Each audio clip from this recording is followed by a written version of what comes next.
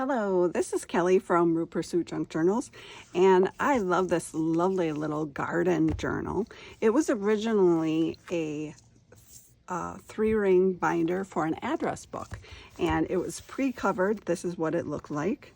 So I didn't really do much to it other than kind of ink around the edge at the top and the bottom. And other than that, I just kind of kept the cover as is, added a little clip-on spine dangle so it's completely removable.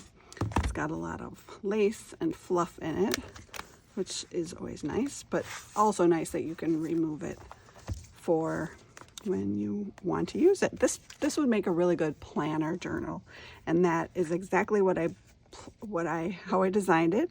And so it's got little months in it. This was originally had a specific month on it, but I made it general, so you can just add any month that you want. And then of course, lots of botanical nature type themes. Here's a little envelope, some Edith Holden pages, little nature. Oh, this is a little notebook and a scrap, which we don't need in there. And all right, little forms and stationery, more botanical pages. Here's from, I don't know, I don't remember exactly what it was from, but a vintage flower garden three-ring binder, and it fit also in here. Some ledger paper for writing, some more vintage, and these are reinforced along the bottom if necessary. So a little collage, a tag, and a bird cluster. Love the old invoice. It says letter book, stationery. Another little tabbed page, weights and measures. A belly band and botanicals, envelope, botanicals. And then some cute little illustrations, all with that sort of like nature theme, and a big chunk of like ledger paper for writing. Love this little pocket. More writing space. And it does have a few of these in it, which is just like planning out your week, what you're doing for the day. Lots of places for storing bills or receipts, things of that nature. Pocket.